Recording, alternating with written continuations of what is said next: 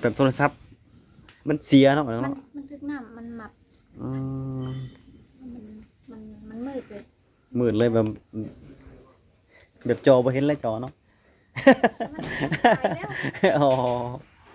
เออก็เป็นหยังซื้อไหมเป็นหยังหรอก เก็บเงินซื้อ อืมคอยเก็บอะเนาะ เก็บเงินเอื้อยขายน้ำเพิ่นเอาให้ โอ้ดีแล้วเอ้ยเพิ่นสิซื้อให้ก็ดีคันถ้าเอ้ยเพิ่นซื้อให้ บ่ซื้อเก็บซื้อเองเพิ่นว่า เออบ่ แต่ว่าตื้ม โอ้แบบตื่มใส่เนาะ แม่น อืม ในเฮือนแบบลูกแต่ละคนบ่เคยแม่ซื้อให้ โอ้ ไม่ได้ซื้อเอง โอ้แบบอันนั้นเลยแบบเอ้ยน้องเก็บพากันซื้อเองเนาะ เพิ่นซื้อกันเอง อืมแล้วก็ดีเนาะแต่ดีเพิ่นยังผู้จักหา แม่น หาขายได้เนาะ จากหาผู้คน อืม แบบว่าซื้อเอง อืมถ้าแม่นมักโทรศัพท์แต่มันสมมุติซื้อรุ่นไหนซื้อว่าโทรศัพท์แต่แม่นสิซื้อนะสิซื้อใหม่นะซื้อรุ่นไหน เฮาเก็บซื้อ iPhone อ๋อ ว่าสิซื้อเป็นมือสอง อ๋อมือสองก็สิคันประมาณอยังหน่อยก็ประมาณ4-5 ล้าน5-6 ล้านนี่แหละ แบบมือสอง ใน นะบ่ กระแพงประมาณ9 ล้าน10 ล้าน ถ้าแม่น iPhone นี่13 14พุ่นแหล้วเนาะ มือสองเขาเนาะ รว่าสิเก็บซื้อ13 อ๋อ13 Pro บ่ 13ธรรมดา อ๋อเฮียว13 Pro เขาบอกว่าอันแบบโปรโลด มันแพง แพงบ่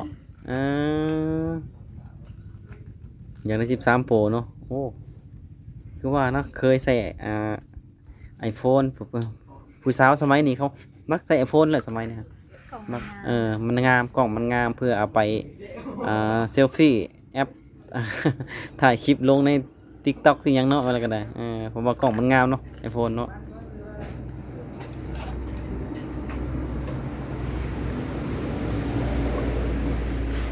หักหลายแล้วคนมามื้อนี้เนาะว่าหลายเนาะมื้อนี้มาเนาะ ก็จะมาลิ้นมันแดดเนี่ย มันแดดดีบ่คือเมื่อวานเนาะมื้อนี้เพิ่นได้มาเมื่อวานเนาะ เงียบกริบเลยวัน เป็นแรงเข้ามาอยู่เนาะ เป็นน้ำบ่อไส้บ่จ้า บอกใส่มาลูกค้าหาย บอกใส่มา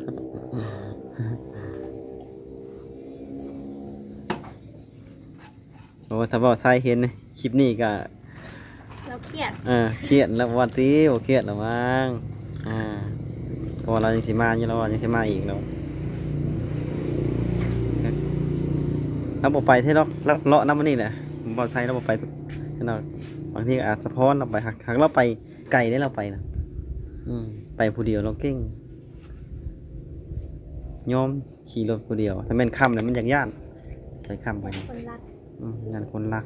ส่วนลายเย็นคนบ่พีบ่ย่านหรอก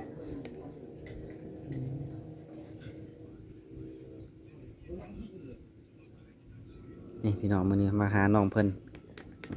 เดี๋ยวจักหน่อยก็เมื่อแหละประมาณ4 โมงก็สิเมื่อละเฮาก็สิพาเมื่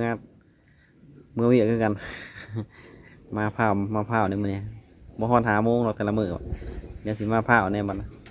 จัก2 โมง2 ชั่วโมงมาแต่ละเทื่อบัดนี้เพราะว่ามาก็บ่ค่อยได้มีแต่มาลิ้นมาหยังนำน้องเพิ่นซื่อๆแล้วก็ได้ครับ เพราะว่าคนทางไกลคนทางก็บ่ได้ไกลปานใดเนาะมาเที่ยวนี้ก็ได้คนทางดีครับหักอันนั้นมื้อบุญก็ลงแล้ววะบุญมื้อฮอดเข้าก็สิลงเนาะ เดือนเข้าบอก ฮอดเข้า น่าจะลงถือกับวันเกิดของพอดี ต้องถือวันเกิดพอดีเนาะ พี่การนี่ถือวันเกิดพอดีเลยอันนี้ก็น่าจะถือมั้ง บอสมันต้องเลื่อนไปนะ เลื่อนบอก มือหนึงมันเลื่อนแต่บ่ฮู้ว่ามันสิก่อนหรือสิหลังแบบมันสิเลื่อนแต่ละปีเด้แม่นว่าเป๊ะฟรีเด้